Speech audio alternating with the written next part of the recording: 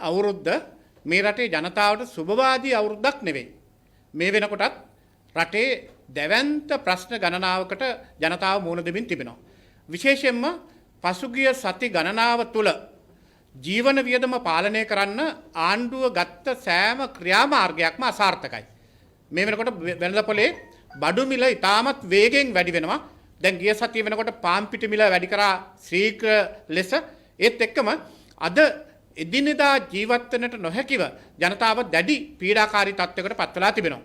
අද වෙළඳපොළට ගියොත් නැත්නම් මාකට් එකට ගියොත් එළවලු ටික, හාල් ටික, එදිනෙදා අවශ්‍ය බඩු භාණ්ඩ ටික ගන්න මිනිස්සු විඳින දුක සහ ඔවුන්ගේ අදහස දැනගන්න පුළුවන්. මොකද තෙල් මිල වැඩිවීමත් එක්ක මේ දැඩි පීඩනය දෙගුණ තෙගුණ වෙලා තිබෙන බව අපි තාමත් පැහැදිලිව ප්‍රකාශ කරන්න කැමතියි.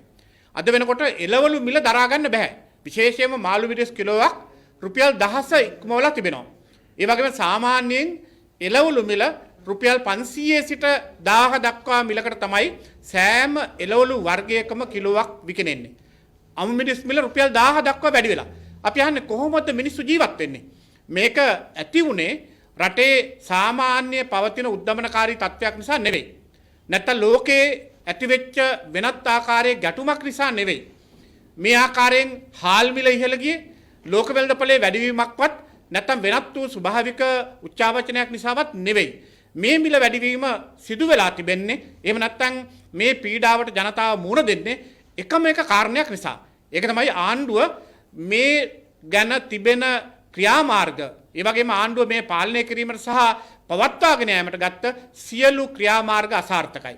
දැන් පළවෙනි කාරණේ තමයි එළවලු මිල, සහල් මිල වැඩිවීමට ප්‍රධානම හේතුව ආණ්ඩුව අනවශ්‍ය පරිදි රටේ වසංගත තත්ත්වයක් තිබියදී කාබනික පරිවර්තනයකට ගිහිල්ලා පොහොර සහ බෙහෙත් ඒ ගොවි ජනතාවට ලබා නොදීම නිසා ඇතිවෙච්ච අස්වැන්නේ හිගය සහ අස්වැන්න නියමාකාරයෙන් ලබා ගැනීමට නොහැකි මට්ටමට පත්වීම තමයි මේ බරපතලම හේතුව.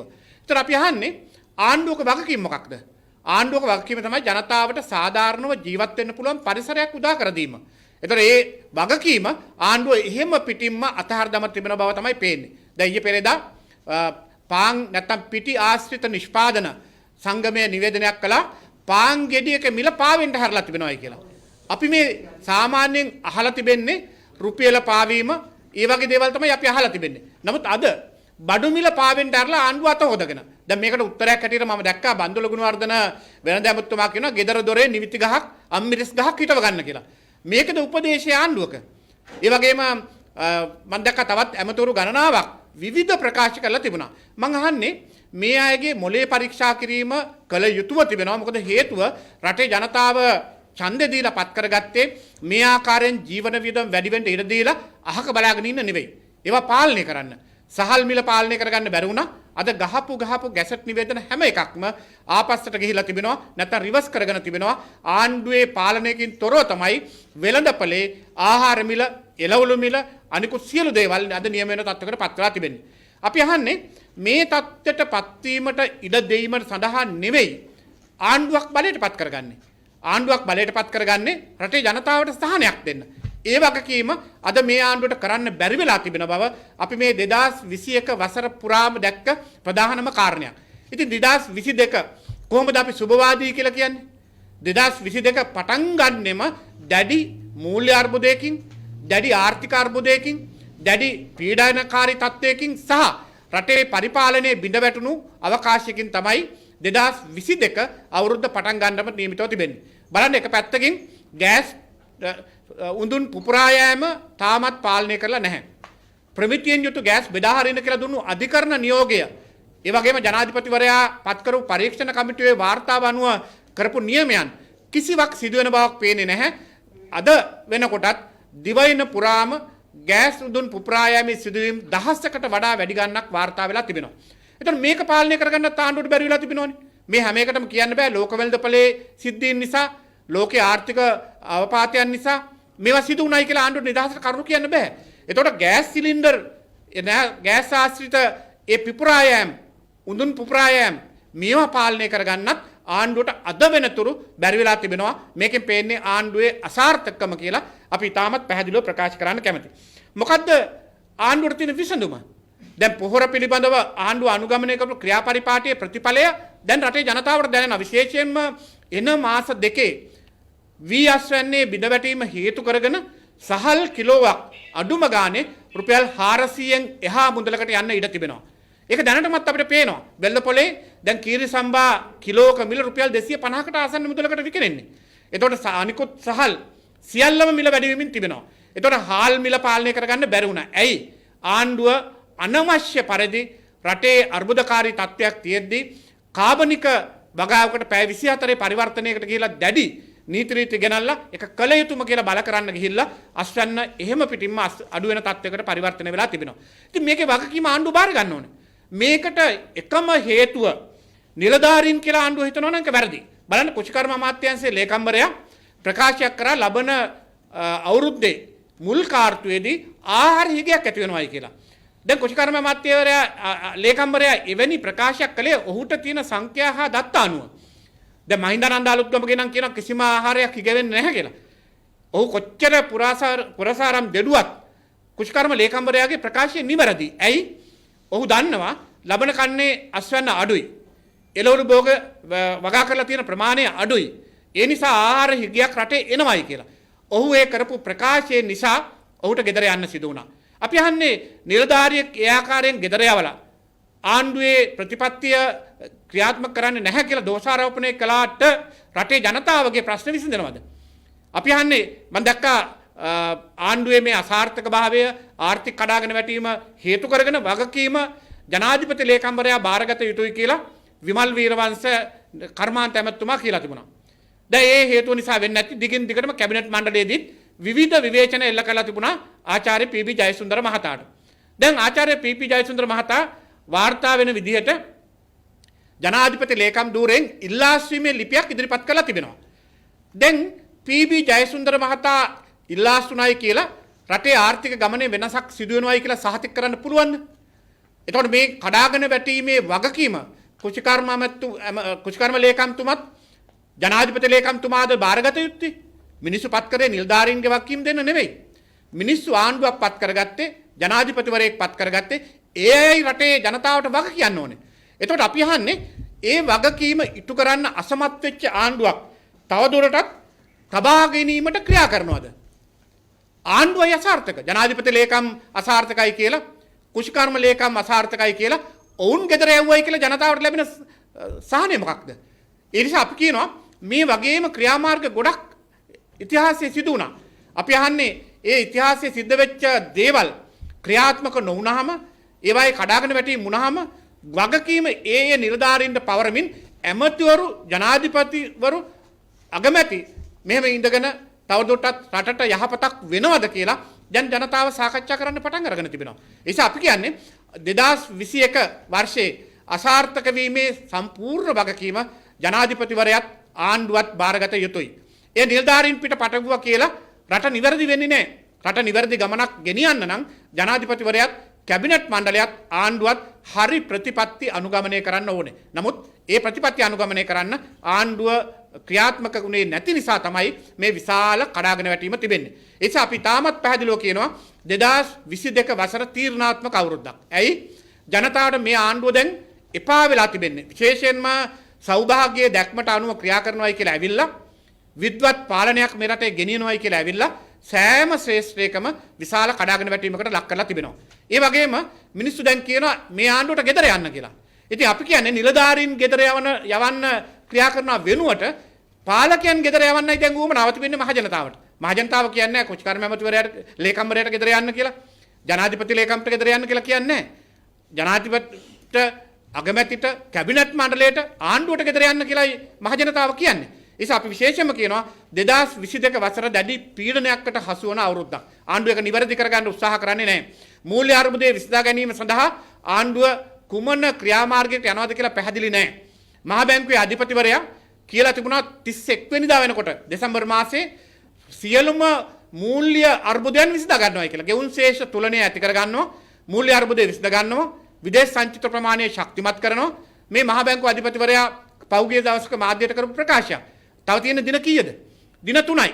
දින 3ක් ඇතුළත මහ බැංකුව අධිපතිවරයා ප්‍රකාශ කළ තියෙන විදිහට රටේ මූල්‍ය ස්ථාවරය හදන්න පුළුවන්ද? එහෙනම් ඒ හදන ක්‍රමයේ ජනතාවට කියන්න ඕනේ. ඒ සල්ලි එන ක්‍රමයේ ජනතාව දැනගන්න ඕනේ. මොකද තාමත් මූල්‍ය අරමුදලට යන්නවත් ආණ්ඩුවට කිසිදු වමනාවක් ඇති වෙලා නැති බව අපි පැහැදිලිව ප්‍රකාශ කරන්න කැමැතියි. ඒ එක්කම ආණ්ඩුව මේ සියල්ල තිබියදී මොකද්ද අලුතෙන්ම නිකුත් කරපු චක්‍ර ලේඛනය? මම දොටුවා මාධ්‍ය පළ වෙලා තියෙන අලුත්ම චක්‍ර ලේඛනයක් රෙජිස්ට්‍රාර් ජෙනරාල්වරයා නිකුත් කරලා. මොකද්ද මේ චක්‍ර ලේඛනය? මිනිසුන්ගේ ප්‍රශ්න විසඳන්නවත්, ආර්ථික ප්‍රශ්න විසඳන්නවත්, මූල්‍ය අර්බුදයෙන් ගොඩ එන්නවත්, එහෙම නැත්නම් මේ දූෂණයට, හොරකමට, වංචාවට විරුද්ධව චක්‍ර ලේඛනයක්වත් නෙවෙයි. රෙජිස්ට්‍රාර් ජෙනරාල්වරයා අලුත්ම චක්‍ර ලේඛනයක් නිකුත් කරලා ආරක්ෂක අමාත්‍යාංශයේ උපදෙස් පරිදි ශ්‍රී ලාංකික පුරවැසියෙක් විදේශිකයෙකු සමග විවාහ වන්නේ නම් ආරක්ෂක අමාත්‍යාංශයේ නිෂ්කාශන වාර්තාවක් ලබා ගත යුතුයි කියලා. මේක පුදුම සාගත චක්‍ර ලේඛනයක්. ඇයි? විවාහ වීම කියන්නේ මූලික අයිතිවාසිකමක්. ඒකට නීති දබන්න බෑ. ඒකට ජාතිය, ආගමය, කුලය, දේශීයද විදේශීයකද ඒව හොයන්න බෑ. විවාහ වීම කියන්නේ ඕනෑම කෙනෙකුට තිබෙන මූලික අයිතිවාසිකමක්. දැන් මේ මූලික අයිතිවාසිකමටත් ආණ්ඩුව වැට බඳිනවා. දැන් කියන විවාහ වෙන්න ඕනේ අපේ අනුමැතිය දුන්නොත් විතරයි. කිසිම ශ්‍රී ලාංකික පුරවැසියෙකුට ජනවාරි 1 වෙනිදාට පසුව විදේශිකයෙකු සමග විවාහ වෙන්න බෑ. ඒක තහනම්. මේ කියන හැටියට ආරක්ෂක අමාත්‍යාංශයේ මේ නිවේදනය නිකුත් කරලා තිබෙන්නේ හේතු දෙකක් කියනවා. එකක් තමයි කියනවා මත්ද්‍රව්‍ය සහ වෙනත් දූෂණ වලට සම්බන්ධ වෙලා තියෙන පුද්ගලයන්ද කියලා නිෂ්කාශන වාර්තාවකින් හොයාගන්න ඕන කියලා. එවැනි දේ වළක්වීම සඳහා තමයි මේ චක්‍ර ලේඛනය නිකුත් කරන්න කියලා. තව පැත්තකින් කියනවා කොවිඩ් වසංගතය වැළඳිලා තිබෙනවා නම්, හැදිලා තිබෙනවා නම්, ඉතිහාසයේ වෛද්‍ය වාර්තාවල දුර්වලකම් පෙන්වනවා නම්, ඒ වගේම නිදන්ගත රෝග තිබෙනවා නම් එවැනි කෙනෙකුටත් බෑ විදේශිකෙක් සමග විවාහ වෙන්න කියලා. ඉතින් මං අහන්නේ කාගේ උවමනාවටද මේ චක්‍ර ලේඛනය නිකුත් කරන්නේ? මේක නිකන් හාස්‍යයට කාරණයක්. ඇයි? විවාහ වීම කියන ජන සමාජයේ තියෙන පුරවැසියන්ගේ මූලික අයිතිවාසිකමට ආණ්ඩුව චක්‍ර ලේඛන යොදවලා මේ ආකාරයෙන් නීතිගත කිරීම හරහා සිදු වෙන්නේ ඔවුන්ගේ මූලික අයිතිවාසිකම් කඩ කිරීමක් කියන එක ඉතාමත් පැහැදිලිව කියන්න කැමතියි. මේකද ආණ්ඩුව කළ යුතුව තිබෙන්නේ. ආණ්ඩුව කළ යුතුව තිබෙන්නේ මේක නෙවෙයි. රටේ මූලික ප්‍රශ්න වලට උත්තර හොයන එක. අද මේ ජීවන වියදම වැඩි වෙන එකට, අද මේ විදේශ සංචිත හිගකම නිසා රටේ කඩාගෙන වැටීමට, ණය බාරයකට ගිහිල්ලා රට බංකොලොත් වෙන තත්ත්වය වළක්වා ගැනීමට පියවර ගැනීම, ඒ වගේම නීතියේ ආධිපත්‍යය බිඳ වැටෙනවා, ඒ වගේම ජාවාරම්කරුවෝ හොරකම් කරන්න පටන් අරගෙන තිබෙනවා, ඒ වගේ ආණ්ඩුවේ දූෂණ, වංචාවන්, හොරකම් දවසෙන් දවස වැඩි වෙමින් තිබෙනවා. මේ නිසා දුක් විඳින අහිංසක ශ්‍රී ලාංකික ජනතාවට යම් ආකාරයක සහනයක් වෙන පියවර වෙනුවට ආණ්ඩුව මේ ගන්නේ මං හිතනවා මනස්ගාත තීන්දුව. විශේෂයෙන්ම මේ රෙජිස්ට්‍රාර් ජෙනරාල්වරයා නිකුත් කළ තියෙන ඒ චක්‍ර ලේඛනය අපි හිතනවා ශ්‍රී ලාංකික පුරවැසියන්ගේ මූලික අයිතිවාසිකම් කඩවීමක් කියලා. මේක නෙවෙයි කළ යුතුව තිබෙන්නේ. ඒක අතිශයින්ම බරපතල වැරද්දක් අද මේ සිදු කරමින් තිබෙන්නේ. අපි මේ ගැන දැඩි ලෙසම විවේචනය කරන්නේ වෙන කාරණයක් නිසා නෙවෙයි. විශේෂයෙන් අපි කියන්නේ අද මේ පවතින තත්ත්වයේ අනුව ආණ්ඩුව ඒවට විසඳුම් හොයනවා වෙනුවට මේ මොහොතේ දුක් විඳින ජනතාව වෙනුවෙන් කිසිවක් කරන්න ආණ්ඩුව අසමත් වෙලා තිබෙනවා කියන කාරණය ඉතාමත් පැහැදිලිව ප්‍රකාශ කරන්න කැමතියි. එහෙනම් 2022 වසර අපි බලාපොරොත්තු වෙන්නේ රටේ ජනතාවගේ මේ මූලික ප්‍රශ්නවලට විසඳුම් ලැබේවා කියන ප්‍රාර්ථනාව. සමග ජන බලවේගයේ හැටියට අපි කිසි දිනක බලාපොරොත්තු වෙන්නේ රටේ කඩාගෙන වැටීමක්. සමග ජන බලවේගයේ හැටියට අපි කිසි දිනක බලාපොරොත්තු වෙන්නේ ජනතාව පීඩාවට පත්වීමක්. අපි බලාපොරොත්තු වෙන්නේ නැහැ මේ රටේ ජනතාව දුක් විඳින තත්ත්වයක් ඇති වෙනවා දකින්න. ඒස අපේ ප්‍රාර්ථනාව 2022 වසර සමස්ත ශ්‍රී ලාංකික පුරවැසියන්ටම ජයග්‍රාහී, ඒ වගේ මේ ප්‍රශ්න වලින් මිදිච්ච ජනතාවට යහපතක් වෙන වසරක් බවට පරිවර්තනය වීම තමයි අපේ බලාපොරොත්තුව. ඒක කරන්න මේ ආණ්ඩුවත් එක්ක බැහැ කියන එක ඉතාමත් පැහැදිලි. මේ ආණ්ඩුව ජනතාව බලාපොරොත්තු වන විදිහට 2022 ගෙදර යන්න ඕනේ. යන්න නැත්තම් ගෙදර යවන්න ඕනේ. ඉතින් ඒ නිසා ඒකට සූදානම් වෙන වසරක් හැටියට 2022 අපි ශක්තිමත් කරගෙන 2022 සංවිධානය වෙමින් අපි මේ ආණ්ඩුව ගෙදර යවන්න තියෙන තීරණාත්මක වසරක් හැටියට 2022 පරිවර්තනය කරගමු කියලා මම මතක් කරන්න කැමතියි. ඔබතුමා කිව්වා ලබන අවුරුද්දක ආණ්ඩුව ගෙදර යවනවා කියලා. ආණ්ඩුව එහෙම ලෑස්ති වෙයිද ලේසියෙන් යන්න? රටේ මහජනතාවගේ මේ ප්‍රශ්න දිහා බලන්නේ නැති ආණ්ඩුවක් 3-2 නැත්නම් විධායක ජනාධිපති ක්‍රමය මේවා පාවිච්චි කරලා බලහත්කාරයෙන් ඉන්න පුළුවන්. හැබැයි මේ වෙනකොටත් ජනතාවගේ හදවත් තුල කියවෙන්නේ මොකක්ද? මේ ආණ්ඩුව ගෙදර යන්න ඕන කියලා. බලන්න වෙනදපළට ගිහිල්ලා ඒ වගේම වෙනත් ස්ථානයකට කියලා මහජනතාවගෙන් ඇහුවාම ආණ්ඩුවට කියන එකම පණිවිඩය තමයි වැඩ කරන්න බැරි නම් ජනතාවට සහන දෙන්න බැරි නම් ගෙදර යන්න කියලා. ඒක ජනතාවගේ හදවතේ තියෙන ප්‍රාර්ථනාවක්. ඒ නිසා අපි කියනවා සමහර අවස්ථාවල් තිබෙනවා අපි හිතන්නේ නැති අවස්ථාවක එවැනි තීරණ වලට එළඹෙන්න සිදු වේවි ආණ්ඩුවට. ඉතින් අපි හිතනවා ආණ්ඩුව මේ ආකාරයෙන් කරගෙන යන්න බැරි නම් හොඳම දේ තමයි ජනතාව ගැන හිතලා ගෙදර යන එක. ඒ වගේම ජනතාවට ජනමතයකට අවස්ථාව ලබා දෙන එක. ඒකට විවස්ථාමය බාධාවන් තිබෙන බව අපි දන්නවා. හැබැයි විවස්ථාමය බාධාවන් ඉක්මවලා ක්‍රියා කරන්නත් පාර්ලිමේන්තුවට හැකියාවක් තිබෙනවා. ඒ නිසා අපි ඉල්ලා සිටින්නේ බොරුවට ආණ්ඩුව වර්ණනා කර ඉන්නේ නැතුව 20ටත් අත උස්සලා බජට් එකටත් අත උස්සලා මේ ආණ්ඩුව හොඳ නැහැ කිය ඉන්නවට වඩා හොඳයි ප්‍රායෝගික ක්‍රියාවලියට ගෙහිලා රටේ ජනතාවට සුදුසු කෙනෙක් පත් කරගන්න අවස්ථාව දෙන එක. ඒ නිසා ඒ වෙනුවෙන් එක පියවරකට යන අතරතුර අපි කියනවා රටේ ජනතාව ඒ වෙනුවෙන් පෙළගස්සන්නත් අපි ක්‍රියාමාර්ග ගන්නාවක් ගන්න බලාපොරොත්තු වෙන 2022. දැන් මේ ආණ්ඩුවට විධායක ජනාධිපති බලය 20න් හම්බෙච්ච බලය 3-2 බලය මේ සේරමත් තියාගෙන අවුරුදු 4මාර නැත්තම් 5 ඉවර වෙනකම් ඉඳී නේද ඔය කියන්නේ. එහෙම ඉන්න පුළුවන් විවස්ථානුකූල තත්වය අනුව. හැබැයි ප්‍රශ්නේ තිබෙන්නේ ආණ්ඩුවක ශක්තිමත් භාවයේ තිබෙන්නේ ජනතාවගේ හදවතින් ඒ ආණ්ඩුව අනුමත කරන නම් විතරයි. ජනතාවගේ බහුතරය කියනවා නම් මේ ආණ්ඩුව අපිට එපා කියලා. එතන ඉඳලා ආණ්ඩුවේ ක්‍රියාකාරීත්වය විවස්ථාමය වශයෙන් හයි කරගෙන හිටියත් බිඳ වැටලා තිබෙන්නේ. ඒ නිසා අපිට කියන්න බෑ කොයි අවුරුද්දේද ඡන්දෙ එන්නේ කියලා. ඒත් අපි කියනවා මේ ආණ්ඩුවට ඉස්සරහට යන්න බෑ කියලායි. මේ ආණ්ඩුවට ජනවරමට අනුව තව කල් තිබෙන බව ඇත්ත. හැබැයි ජනතාව මේ ආණ්ඩුව ප්‍රතික්ෂේප කිරීම දැන් මාස ගණනාවක් සිට සිදු කරමින් තිබෙනවා.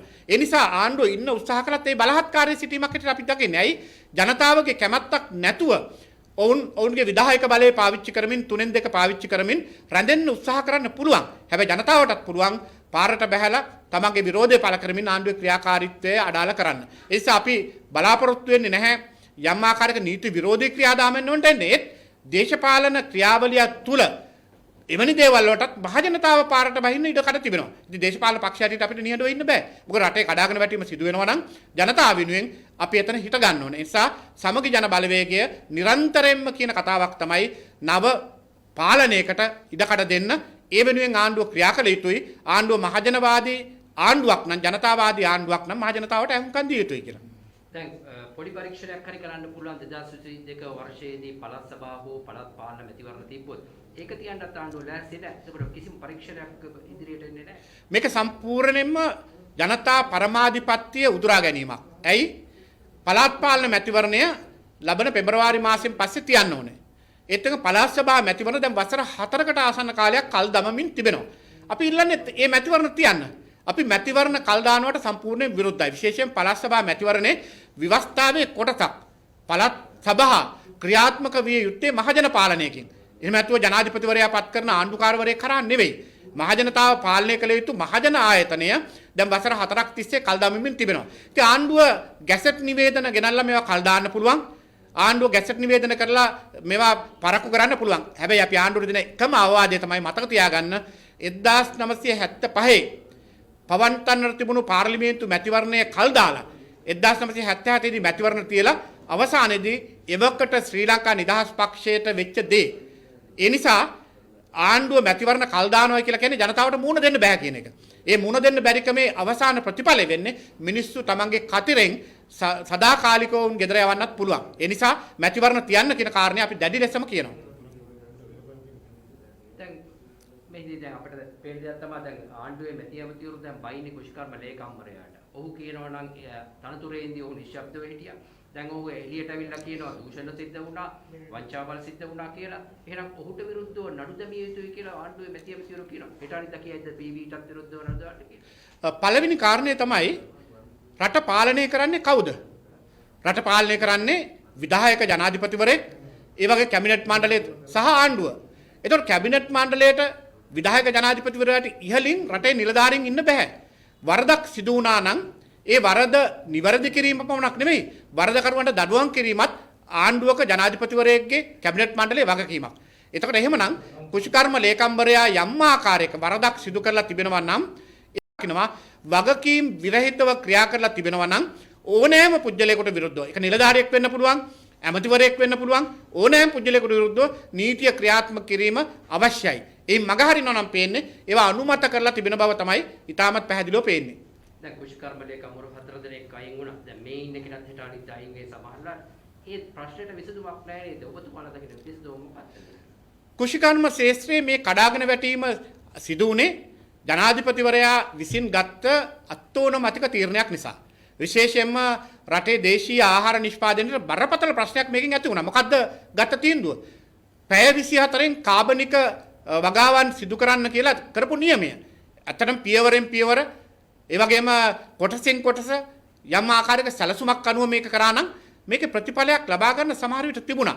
හැබැයි දශක ගණනාවක් තිස්සේ හුරු පුරුදු වෙච්ච ක්‍රමවේදයට බාහිරව ආණ්ඩුව කුෂිකර්ම ක්‍රියාදාමය වෙනස් කරන්න ගිහිල්ලා විශාල අර්බුදයක් මේ ඇති කරගත්තේ. එhmenan මේ නිසා තමයි ආහාර ඒකයක් ලබන කන්නේ ඇති වෙන්නේ. ගොවින් පාරට බහැලා උද්ඝෝෂණ කළේ. ඒ වගේම ගොවින් තාමත් මේ දුක් අඳෝනාවන් මාධ්‍යයට කියන්නේ මේව දිහා බලපුවම ලබන අවුරුද්දේ ආහාර ඒකයක් ඇති වෙනව පමණක් නෙවෙයි. සමස්ත ගොවි ජනතාවගේ ආදායම් මාර්ගවල කඩාගෙන වැටීමක් තිබෙනවා. ඕන්ට වන්දි ගෙවනවායි කියලා කිව්වා. හැබැයි වන්දි ගෙවන්න ආයෙවෙන් 7-5ක්වත් වෙන් කරලා නැහැ. එහෙමනම් කුෂිකර්ම ශේත්‍රයේ කඩාගෙන වැටීම පැති කීපයකට බලපානවා. එකක් තමයි රටේ ආහාර හිගය, ඒ වගේම ආහාර සුරක්ෂිතතාවයට එල්ලවන බාධාව. දෙක තමයි වී සහ ආහාර භෝග වගාව. ඒක එළවලු වගාව වෙන්න පුළුවන්, වෙනත් වගාවන් වෙන්න පුළුවන්, තේ පොල් රබර් වගාව වෙන්න පුළුවන්, මේ කුරුඳු වෙන්න පුළුවන්. මේ සෑම වගාවකටම එල්ල වෙලා තිබෙන බාධාව හරහා ඔවුන්ගේ ආදායම් බිඳ වැටීම. ඒ වගේම රටේ විදේශ ආදායම් බිඳ වැටීම මේ සියල්ල සිදු වෙලා හමාරයි. එහෙනම් මේක නිවැරදි කරන්නේ නැතුව ආණ්ඩුවට යන්න බෑ. මේක සම්පූර්ණ වගකීම ආණ්ඩුව බාර ගන්න ඕනේ. අපි තාමත් පැහැදිලිව කියනවා කුෂිකර්මාන්තයේ නගා සිටවීම සඳහා නවීන තාක්ෂණය ගොවීන්ට ලබා දිය යුතුව තිබෙනවා. ඒ වගේම නගින පහසුකම් ලබා දිය යුතු තිබෙනවා. අස්වැන්න වැඩි කරගන්න ක්‍රමවේද වලට අපි යන්න තිබෙනවා. ලෝකේ හැමතැනම වෙන්නේ අඩු ඉඩකඩකින් වැඩි අස්වැන්නක් ලබා ගැනීම. ඊශ්‍රායලය වගේ රටවල් බලන්න. ජපානය වගේ රටවල් බලන්න. ඔවුන් බලන්නේ අඩු වගාවකින් වැඩි අස්වැන්නක් ලබා ගැනීම. අපි කියේ මොකටද? වැඩි ඉඩකඩකින් අඩු අස්වැන්නක් ලබා ගැනීම. ඒක තමයි අපි කියේ තියරිය. එතකොට මේක වැරදි. ඒ නිසා සම්පූර්ණයෙන්ම මේ කඩාගෙන වැටීමට වග කියන්න ඕනේ ජනාධිපතිවරයාත් මේ ආණ්ඩුවත් කියන එක තාමත් පැහැදිලිව අපි කියනවා. මේකට වග කියන්න ඔවුන් ගොවින්ට වහා වන්දි ගෙවිය යුතුයි. ඔවුන් පොරොන්දු වුණු විදිහට මේ ගොවි ජනතාවගේ අස්වැන්න අඩු වෙලා වගා පාළු වෙලා ඔවුන්ට මුහුණ දෙන ආර්ථික ප්‍රශ්න වලට ආණ්ඩුව වහා වන්දි ගෙවීමට පියවර ගත යුතුයි කියලා අපි කියනවා. අවසන් ප්‍රශ්න. දැන් අපි පසුගියදා සමාජ මාධ්‍ය වල දැක්කා මේ සමගි ජන බලවේගයේ 6 දෙනෙක් විතර ජනාධිපතිවරණයට ඉදිරිපත් වෙන ඇඳුම් බඳිනවා ලෑස්ති වෙනවා කියලා කරලා. එතකොට කොහොමද ජනාධිපතිවරණයක් කරන්නේ? සමගි ජන බලවේගය තාමත් පැහැදිලිව එක ගමනක් යන්නේ. ඉතින් කාගේ අපේක්ෂාවන් බලාපොරොත්තු තියෙන්න පුළුවන්. ඒ මොනවා තිබුණත් ඊළඟ ජනාධිපති අපේක්ෂකයා සජිත් ප්‍රේමදාස මැතිතුමා. ඒක තමයි පක්ෂයේ දැනට තිබෙන මතය. ඒකට විවිධ අදහස් සුදහස් ඉදිරිපත් වෙන්න පුළුවන්. හැබැයි එකක් කියනවා අපි මේ වතාවේ බලාපොරොත්තු වෙන්නේ පක්ෂයේ නායකයෙක් රටේ ජනාධිපති කරන්න. මොකද 2015 වැරදි තීන්දුවක් අරගෙන එක්සත් ජාතික පක්ෂයට අත්තුණු ඉරණම අපි දැක්කා. ඒ වගේම රටට අත්තුණු ඉරණමත් අපි දැක්කා. ඒ නිසා එවැනි වැරදි තීන්දුවකට නැවත සමගි ජන බලවේගය යන්න සූදානම් නැහැ කියන එක ඉතාමත් පැහැදිලි. අපේ ජනාධිපති අපේක්ෂකයා සජිත් ප්‍රේමදාස ඒ නිල වශයෙන් පක්ෂයේ ප්‍රකාශ නොකලත් පක්ෂයේ අභ්‍යන්තරයේ මතය ඕක. නිසා කෙනෙකුට බලාපොරොත්තු තියාගන්න පුළුවන්. හැබැයි 2024 එළඹෙන ජනාධිපතිවරණේ අපේ අපේක්ෂකයා සජිත් ප්‍රේමදාස මහතා.